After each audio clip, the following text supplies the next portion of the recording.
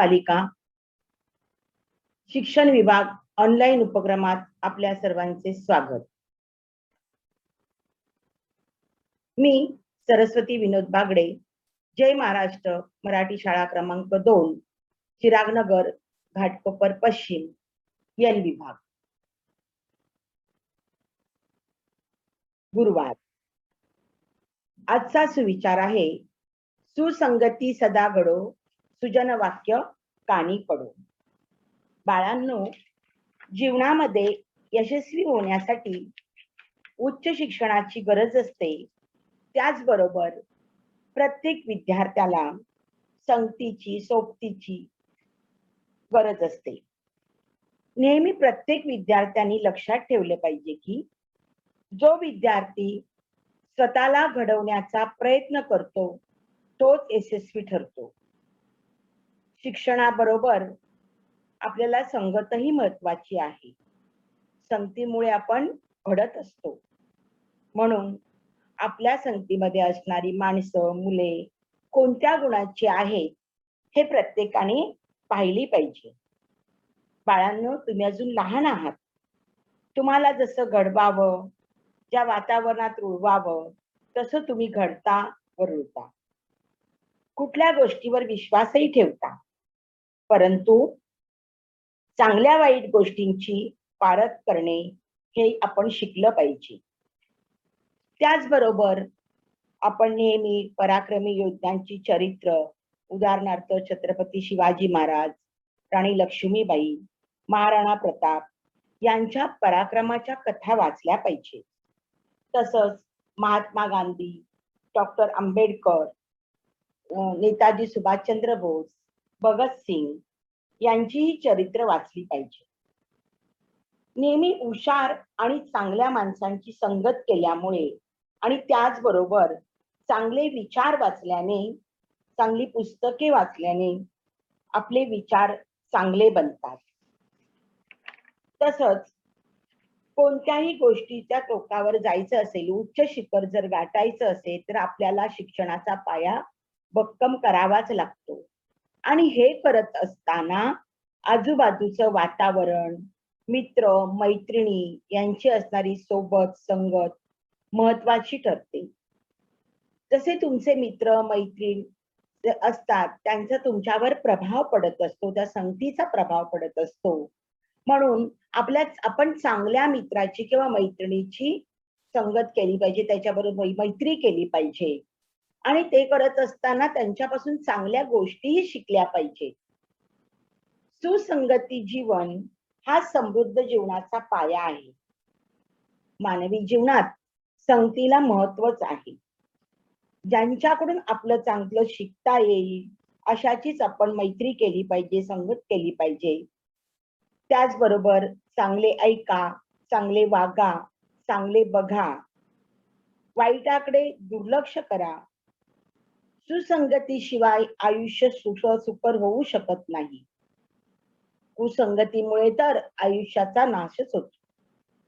याउलट सुसंगतीमुळे आयुष्य फुलते। आपल्याला स्वतःला चांगले घडवायचे असेल तर चांगली संगत, चांगले विचार आपण हस्तगत केले पाहिजे। आणि म्हणूनच कवी मोरोपंत म्हणतात, सुसंगती सदा घडो, सुजन वाक्य कानी पडो। विषय इतिहास, असहकार चळवळ। बाळांनो, कालच्या तासाला आपण गांधी युगामध्ये झालेल्या चळवळी आणि सत्याग्रह पाहिले। कोणकोणते चळवळी सत्याग्रह केले गांधीजींनी सांगा?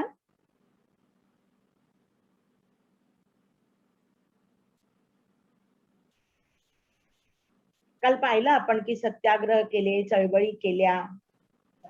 1920 ते 1947 सत्याग्रह केला।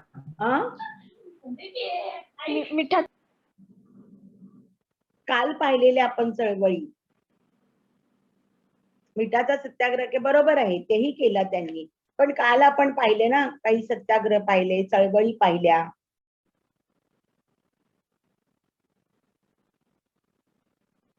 सत्याग्रहाच्या मार्गाचा अवलंब करून त्यांनी चळवळी केल्या। सत्याग्रह केले. कोणते होते ते?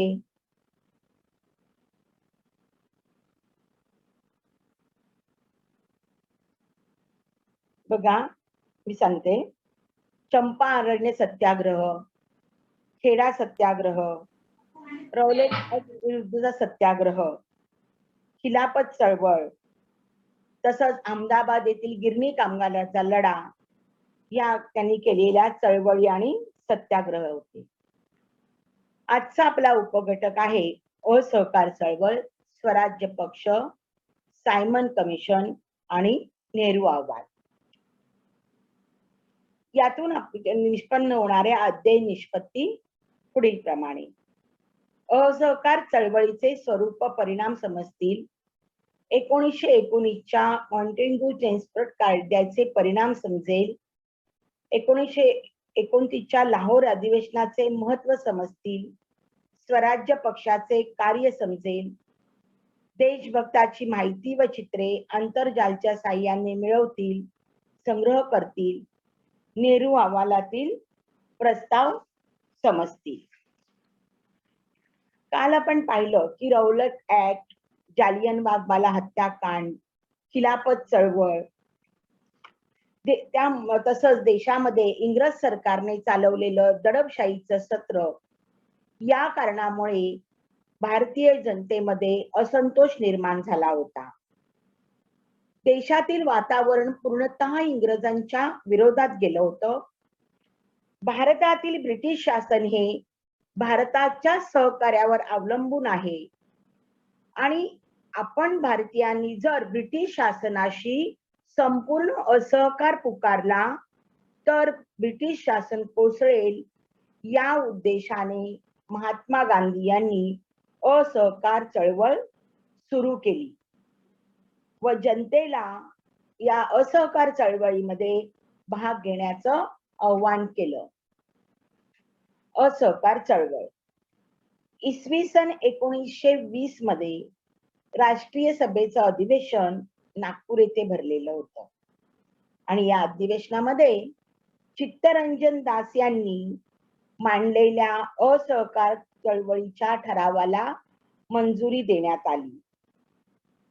या असहकार चळवळीची सर्व सूत्र महात्मा गांधींकडे देण्यात आली.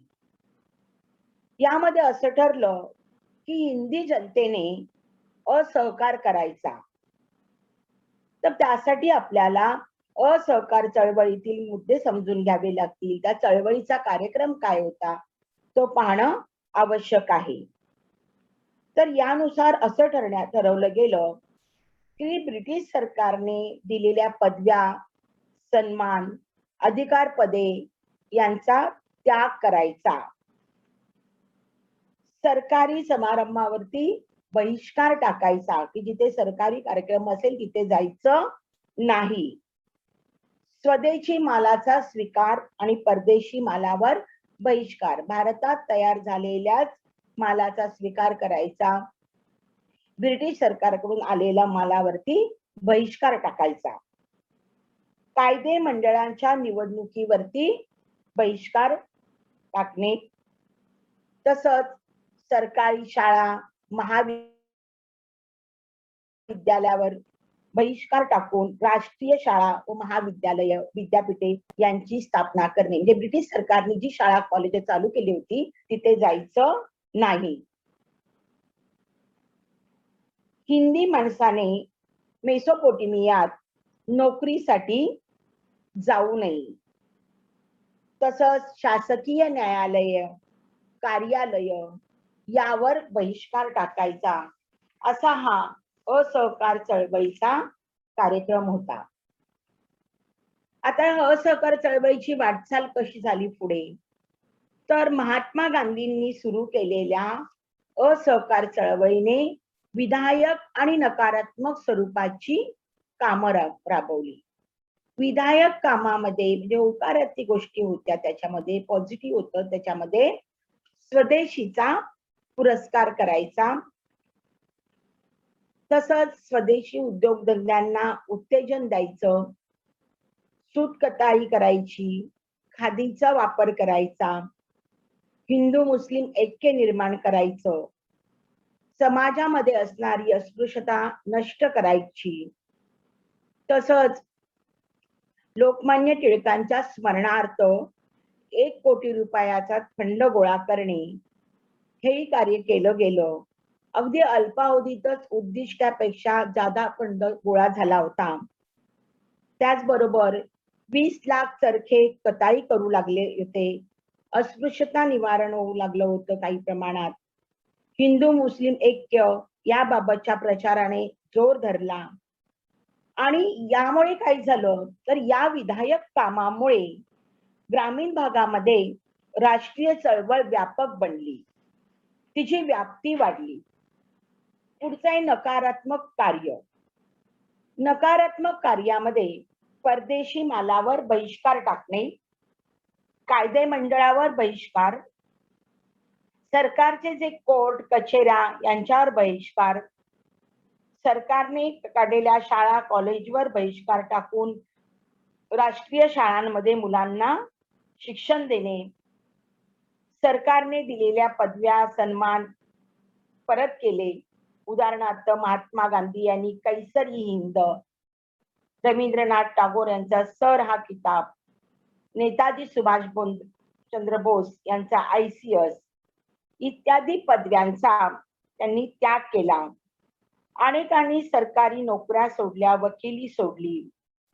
उदाहरणार्थ पंडित मोतीलाल नेहरू, चित्तरंजन दास या वकिलांनी न्यायालयावर बहिष्कार टाकला.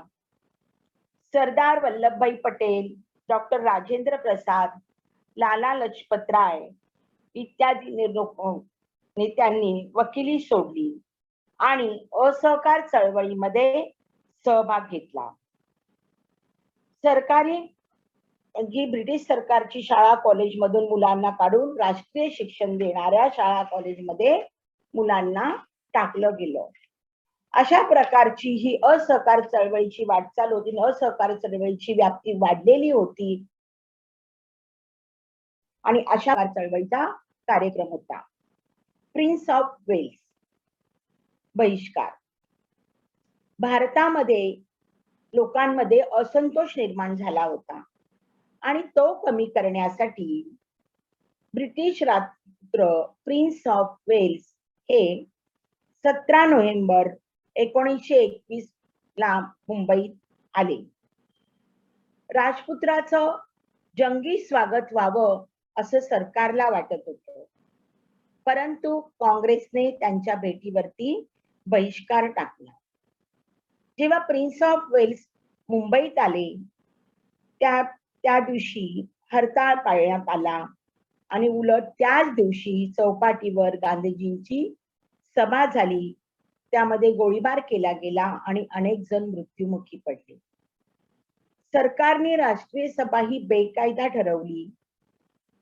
आसाम मधील चहा मळेवाल्यापासून ते बंगालपर्यंत रेल्वे कर्मचाऱ्यापर्यंत ही असहकार चळवळ पसरली होती आणि या असहकार चळवळीला विरोध करण्यासाठी सरकारने दडपशाहीचं सत्र सुरू केलं आणि प्रिन्स ऑफ वेलच्या येण्यावरती सत्य बहिष्कार टाकण्यात आला.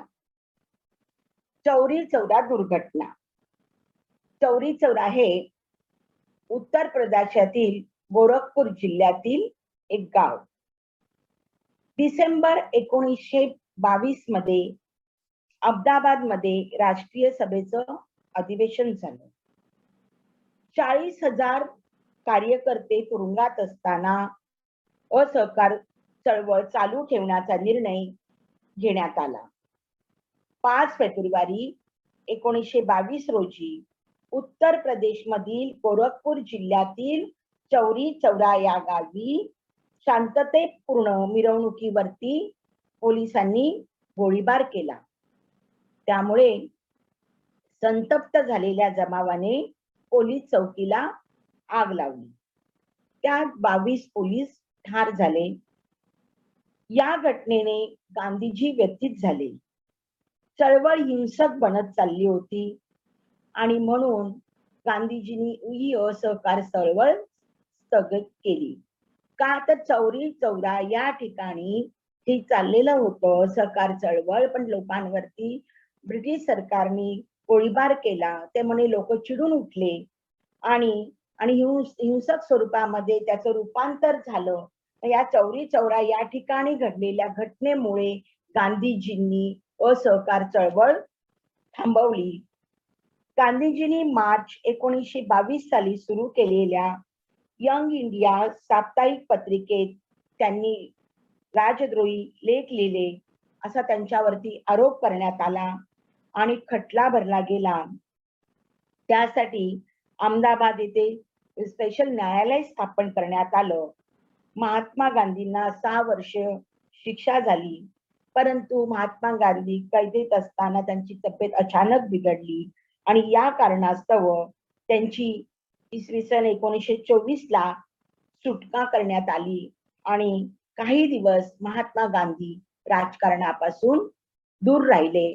अशा पर्याया चौराचौरी दुर्घटनेमुळे असहकार चळवळ थांबवावी लागली. असहकार चळवळीचे परिणाम. या असहकार चळवळीचे परिणाम काय झाले तर भारतामध्ये व्यापक आणि मोठ्या प्रमाणामध्ये ही चळवळ सुरू झालेली होती. या चळवळीमुळे भारतीय जनतेमध्ये राष्ट्रीय जागृती झाली.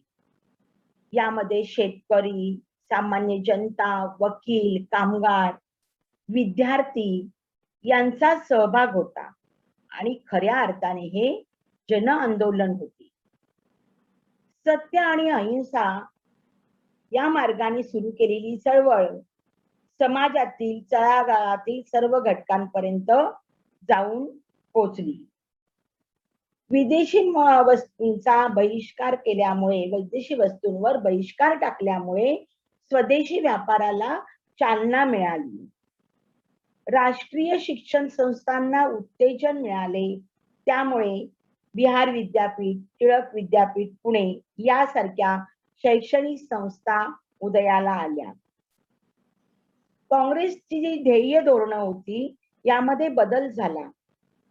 घटनात्मक मार्गाने नव्हे तर अहिंसक मार्गाने आपल्या मागण्या त्यांनी मागितल्या. लोकांमध्ये जनजागृती झाली आणि त्याचबरोबर महात्मा गांधी हे एक प्रभावशाली नेतृत्व लोकांसमोर आलं. पंडित मोतीलाल नेहरू, चित्तरंजन दास या नामांकित वकिलांनी न्यायालयावरती बहिष्कार टाकला. अशा प्रकारे या असहकार चळवळीचे परिणाम झाले. मुळशी सत्याग्रह.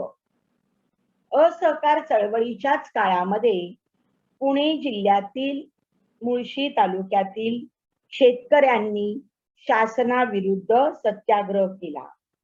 या सत्याग्रहाचं नेतृत्व सेनापती पांडुरंग बापट यांनी केले. त्यामुळे त्यांना 7 वर्षाची शिक्षा झाली. पुण्याजवळील मुळशी पेटा हा डोंगराळ भाग. टाटा वीज कंपनीने इसवी सन 1920च्या सुमारास या ठिकाणी धरण बांधण्याचा निर्णय घेतला. तेव्हा ब्रिटिश सरकारने त्याला पाठिंबा दिला. परंतु धरण बांधताना 52 गावे त्या धरणाखाली जाणार होती आणि यासाठी लोकांची कोणती संमती घेतली नव्हती किंवा त्या ठिकाणी असणाऱ्या लोकांचं पुनर्वसन कसं करायचं यासाठी योजनाही नव्हत्या. म्हणून शेतकऱ्यांच्या जमिनी त्या धरणासाठी जाणार होत्या, म्हणून त्यांनी लढा सुरू केला आणि या लढ्याचं नेतृत्व सेनापती बापट यांनी केलं. हा मुळशी सत्याग्रह 4 वर्ष चालला. जगाच्या इतिहासामध्ये धरणाच्या विरोधात लढवलेला हा पहिला संघर्ष होता आणि तो म्हणजे मुळशी सत्याग्रह. आणि या मुळशी सत्याग्रहाचं नेतृत्व सेनापती बापट यांनी केलं. स्वराज्य पक्ष. स्वराज्य पक्षामध्ये गांधीजींची जेव्हा असहकार चळवळ बंद झाली तेव्हा नाराज झालेल्या तरुणांनी काँग्रेसचा त्याग केला. डिसेंबर 1922 मध्ये राष्ट्रीय सभेच्या गया येथील अधिवेशनात चित्तरंजन दास अध्यक्ष होते. राष्ट्रीय सभेने कायदे मंडळाच्या निवडणुका लढवण्यासाठी परवानगी द्यावी अशी मागणी चित्तरंजन दास यांनी केली, परंतु ती परवानगी त्यांना दिली नाही, म्हणून त्यांनी आपल्या पदाचा राजीनामा दिला. चित्तरंजन दास आणि मोतीलाल नेहरू यांनी इसवी सन 1923च्या मार्च मध्ये अलाहाबाद या ठिकाणी स्वराज्य पक्षाची स्थापना केली. पंडित मोतीलाल नेहरू आणि चित्तरंजन दास यांनी स्वराज्य पक्षाची स्थापना केली.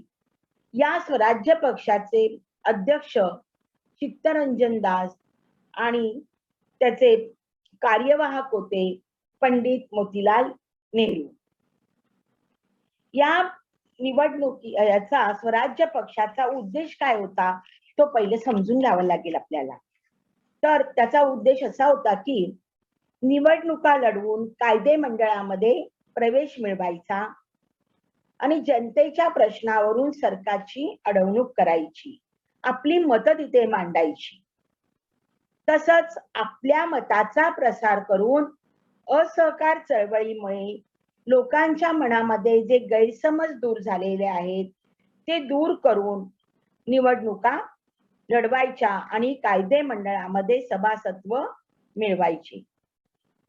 सर्वसामान्य जनतेच्या मनात स्वराज्याची तळमळ कायम ठेवून राष्ट्रीय जी चळवळी प्रगती करायची. ब्रिटिशांनी जे दडपशाहीचं धोरण सुरू केलेलं आहे त्या विरोधात आवाज उठवायचा आणि हिंदुस्थानच्या घटनेमध्ये आवश्यक असे बदल करायचे.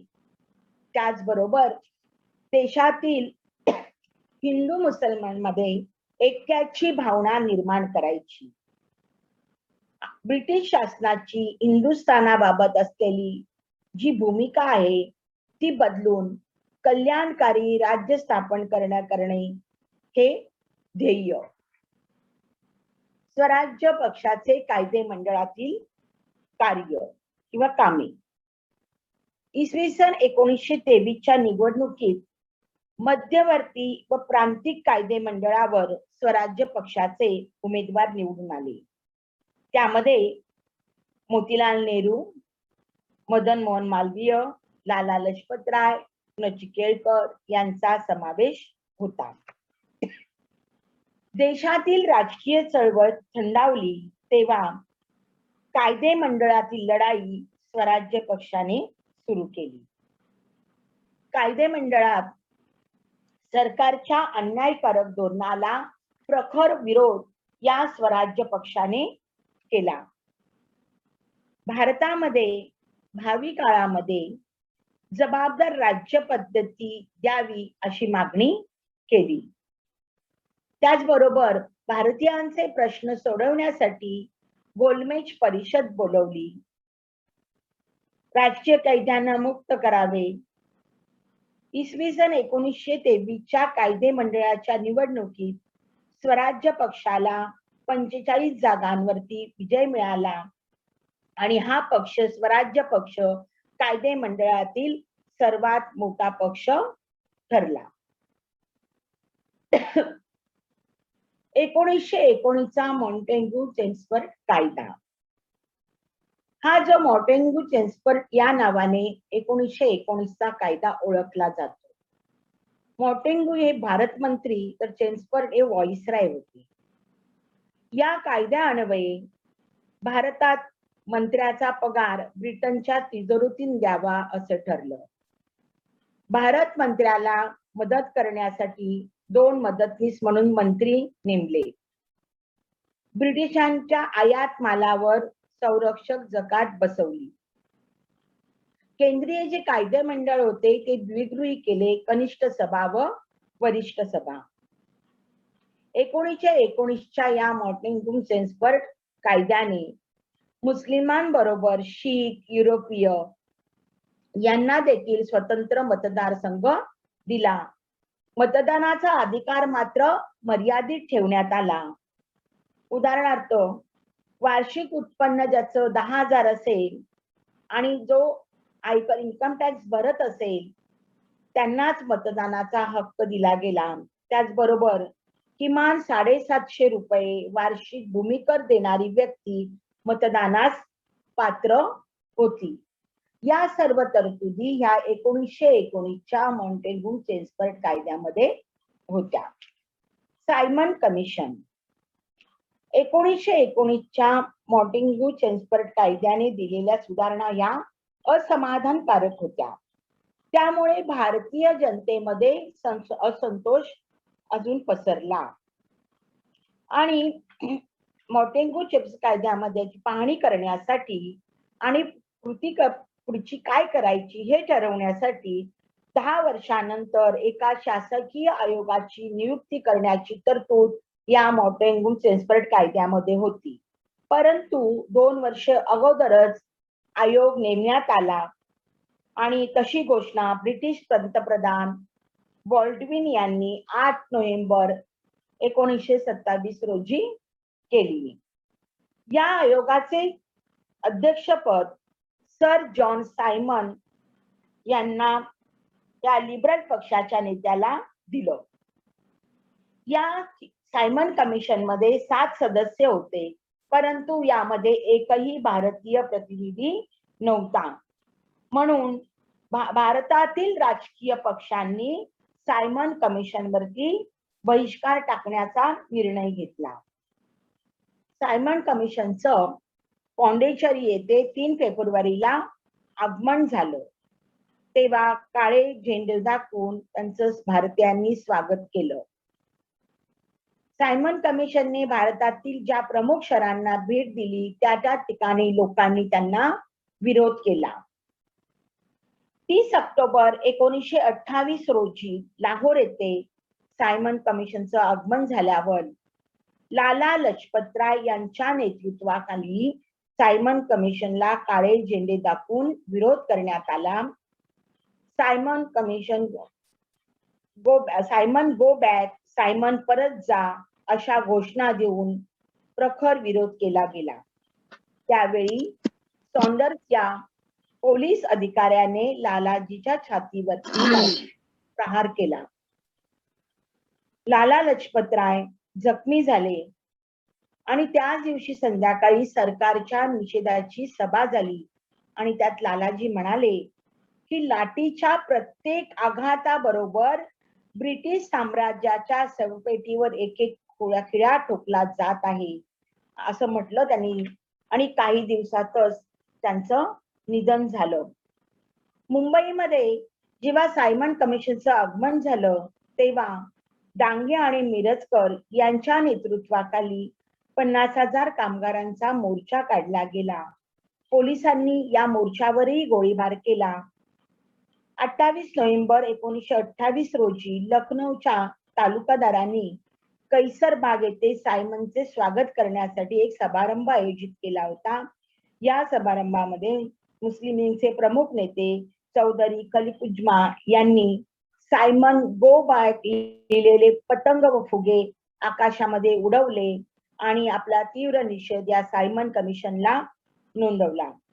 याच आंदोलनात जवाहरलाल नेहरू, गोविंद वल्लभ पंत यांनाही पोलिसांच्या लाठीमारांचा सामोरं जावं लागलं.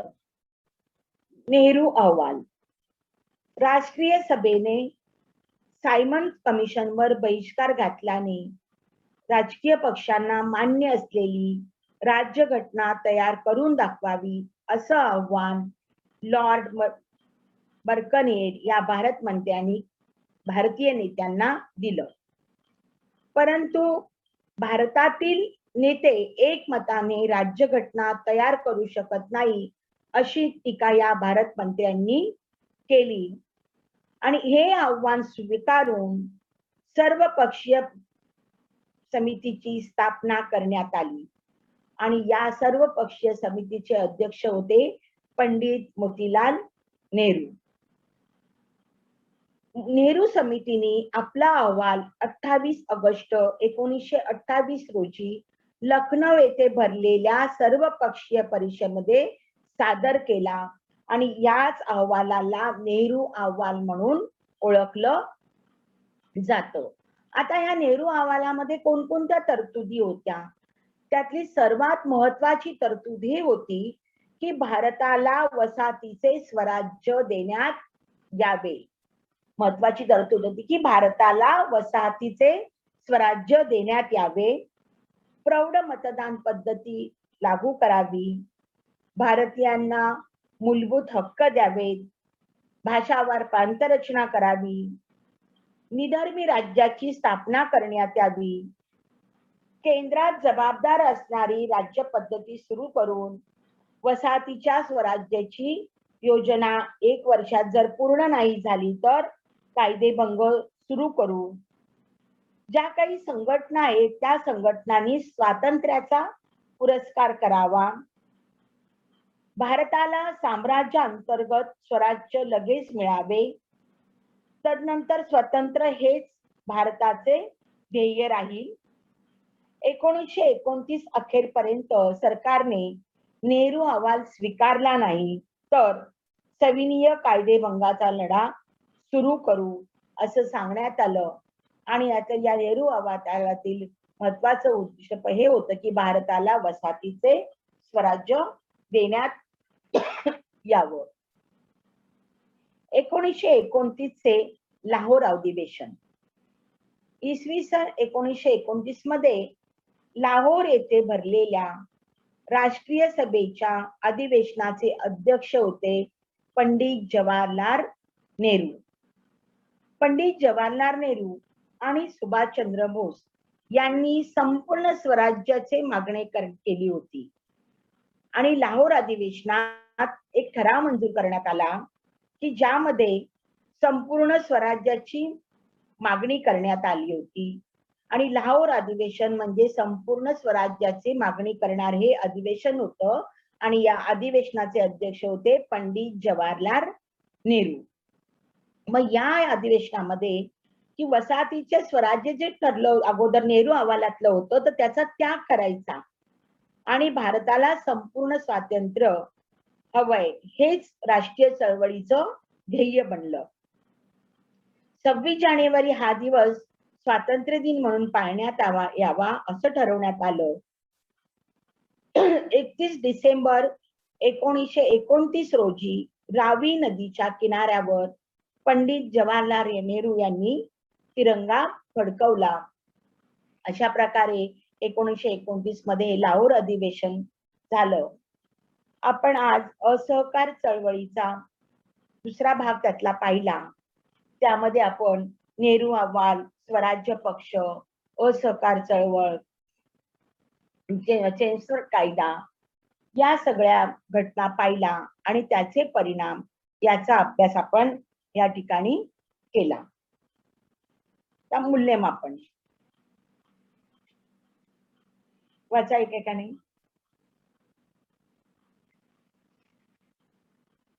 कोण वाचणार?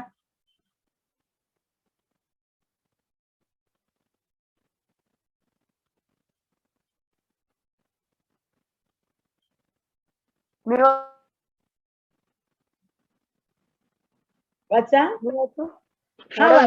हा वाच. गांधीजींनी किंबकिंब दुर्घटनेमुळे 12 फेब्रुवारी 1922 या असहकार चळवळ स्थगित केली. हा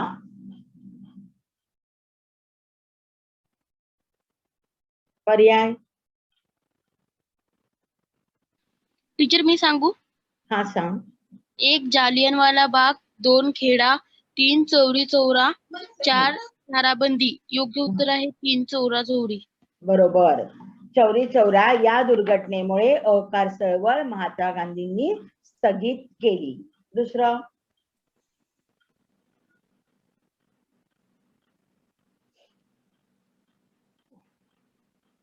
दुसरं वाचा.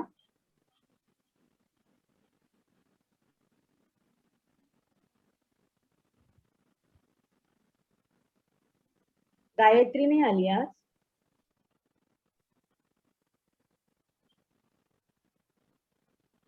वाचा. हा दुसरा प्रश्न नाव नेहरू अहवालातील प्रस्ताव. नाव नाही सांगितलं तू. टीचर आस्था. हा बोल आता बोल. वाच वाच. टीचर दुसरा प्रश्न नेहरू अहवालातील प्रस्ताव. हा वसाहतीचे स्वराज्य देण्यात यावे. हा बरोबर. नेहरू अहवालातील प्रस्ताव होता. उत्तर आहे त्याचं वसाहतीचे स्वराज्य देण्यात यावे. तिसरं मुळशी सत्याग्रहाचे नेतृत्व केले. हा पर्याय वाच. पर्याय महात्मा गांधी, पंडित नेहरू, सेनापती बापट, चौथा लाला लजपत राय. उत्तर उत्तर टीचर हा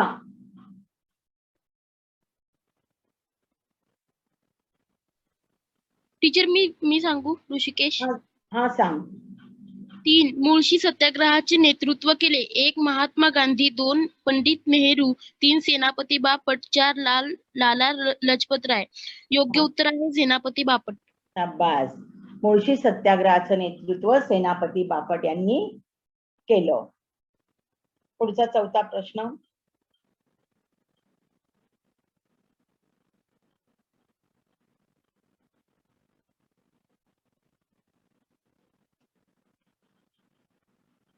टीचर मी सांगू. वाच. 4 राष्ट्रीय सभेच्या लाहोर अधिवेशनाचे अध्यक्ष 1 सुभाषचंद्र बोस, 2 महात्मा गांधी, 3 पंडित जवाहरलाल नेहरू, 4 लोकमान्य टिळक. योग्य उत्तर आहे पंडित जवाहरलाल नेहरू. शाबास. राष्ट्रीय सभेच्या लाहोर अधिवेशनाचे अध्यक्ष होते पंडित जवाहरलाल नेहरू. पाचवं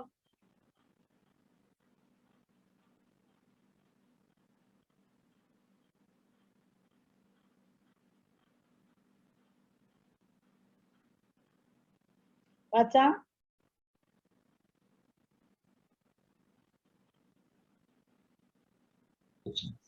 टीचर क्वेश्चन लाहोर येथे सायमन कमिशनच्या विरोधात निदर्शनाचे नेतृत्व केले. पहिलं महात्मा गांधी, 2 पंडित नेहरू, 3 सेनापती बापट, लाल लजपत राय. उत्तर आहे लाल लजपत राय.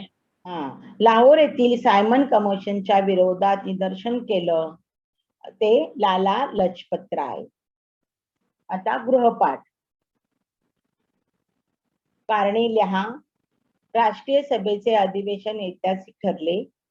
सायमन कमिशनला भारतात विरोध झाला. गांधीजींनी असहकार चळवळ स्थगित केली. 4 स्वराज्य पक्षाची स्थापना करण्यात आली. उपक्रम देशभक्तांची माहिती व चित्र आंतरजालच्या साहाय्याने मिळवा व लिहा. हा सर्व गृहपाठ तुम्ही करायचा आहे आणि तुमच्या मॅडमना दाखवायचा आहे. समजलं ना बाळांनो?